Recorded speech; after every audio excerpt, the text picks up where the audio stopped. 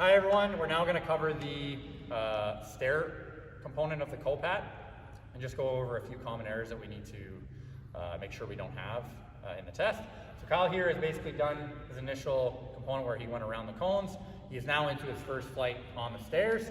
What he needs to do on the stairs is he needs to hit every step on the way up, one on the way down, or one on the top rather, and then all of them on the way down, and then he's going to go to his right, staying tight to the stairwell and back to the start.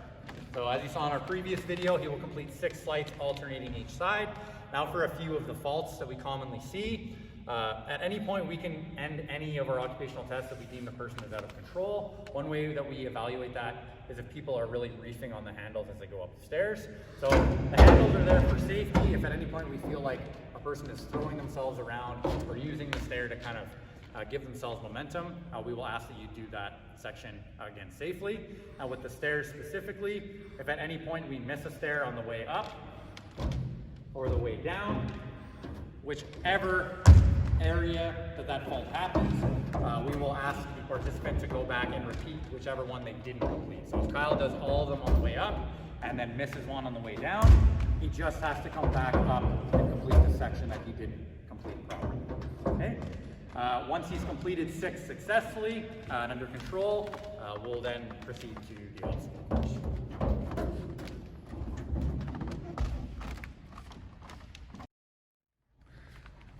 All right, so we're going to go over some errors now that'll occur during the obstacle course.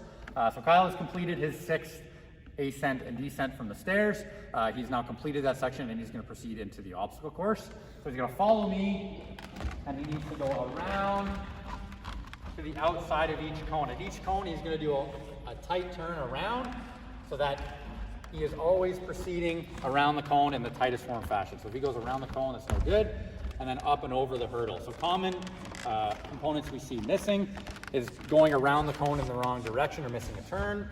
He needs to do that properly. And the second one is if he clips the hurdle, he needs to replace the hurdle and perform it correctly before he proceeds to the next cone. So he's completed that one. He will continue to go around the cones. Back tight to me. The other thing is when he clears the cone, again, if he knocks it over, he'll have to fix it. The other thing that we see commonly, we'll do that one again there, Kyle, is just people not clearing the cone, either flaring a leg out, going around the cone, or stepping over. We do need to see a flight phase, so if both feet are on the ground at one time, that will not count. Okay, so once he's done that properly, we'll continue to the cones, again going around the proper side, and then the last thing is doing a full 360-degree turn around the cone before he goes into the push-pull. We mentioned with the hurdle, if you knock the hurdle, you have to replace it. The same can be said for the cone, so you need to replace it to where you knocked it from and complete that section before continuing on in the obstacle course. We're going to start with the pull. The first thing we need to maintain during the pull is the proper hand grip. Hands are actually going to be on this rope, and we need to make sure that both hands are on the rope. Neither hand is on the black sort of top or bottom. And then when the stack comes out, we must maintain a bend in the knee, hip, and elbows. As you see right now, Megan was straight, so that would be a fault or a warning. And the hips also need to stay above the knee. So if Megan were to sit all the way down, she would get a warning for that. The second time on any of those warnings, she will lose any accumulated passes that she got. So once she gets in the right position, she comes up, she's gonna start shuffling her feet. If she crosses her feet over, that is another warning. She won't be given credit for that arc, and second time she'll lose any arc. So she's gonna go all the way around, do one complete arc in 180 degrees. And what we're looking at for the stack is for the stack to be in the green. If the stack goes into the yellow, she will get a warning. The second the stack goes into red, it is a fault, and she will be back down to 0. So if she gets to 5.5 arcs, and she has a second warning on any of those technical issues, or if she drops the stack, she'll be back down to 0. However, once she completes all 6 without any faults, she has done that section and she can proceed to the push. Okay, so once Megan has done the pull section of COPAT, she's completed it successfully, she will then proceed to the push section. She will jam it all the way in. Again, we're looking for green. Just like the pull, we have to see bend in the elbows, hips, and knees. So if she's super straight, that won't count. So we need to see a slight bend. once she's in that position, she can proceed on her pass. Again, cannot cross the feet over. That would be a warning, so she needs to stay square and shuffle until her outside foot is outside basically 180-degree arc. Okay, so that would be 1, and then she's continue back, maintaining the stack in the entire time. So the stack comes into the L, she gets a warning, push it up, and continue that arc until she has done a full 180. That's good, Megan. Another thing, we do need to see bend in the elbows. We also need to see daylight between the elbows and the sides. So she has a bend in the elbow, but the elbows are in, or if she's contacting the push with anything other than her hands, that would also be an additional warning. Just like the pull, 2 warnings and you're back down to 0. All right, everyone, so we've just done the push-pull. Now we're into the vault, and we're gonna cover a few of the common issues with the vault or faults that we encounter with the vault. So Megan has completed her 6 rotations of the push. She is now going to go into the vault, and the vault section will start on your chest with your chest and hips in contact with the mat. So we need to see both of those points of contact before you can come up to your vault. If you don't see that, we'll ask you to get back down and perform it. Megan performs it well, so she's going to come up under her own power, and then she's into her first vault.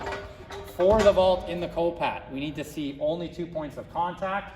And we basically see if the feet contact or the foot contacts, or if your clothing actually contacts the vault. That will be a 3rd point of contact. You will need to jump back over the vault to complete that one successfully. So she comes up under her own power and then goes over without contact. She has completed that section. She will then go in onto her back, where we need to see her hips and the back of her shoulders make contact with the mat for that controlled fall to count. Once she has done that, she can proceed to come back up. To get back up, she cannot roll over into a push-up position. She has to essentially come back up the way that she went down. Same can be said for the push-up. She can also not assist herself by pulling herself up on the vault. So once she's done her 10th fall on her back, her hips and shoulders make contact, she stands up under her own power. The time will only stop when she has stood all the way up. So if her hands are on her knees, the time is still going. So it's important that once you've finished your last fall, you stand up as quickly as possible. Okay, so now Megan has completed successfully the vault portion. She is into the torso bag carry, which is the last component of the COPAT. She has 30 seconds for the bag to be up and starting the section. With her grip, we have handles on the bag. Those are off limits.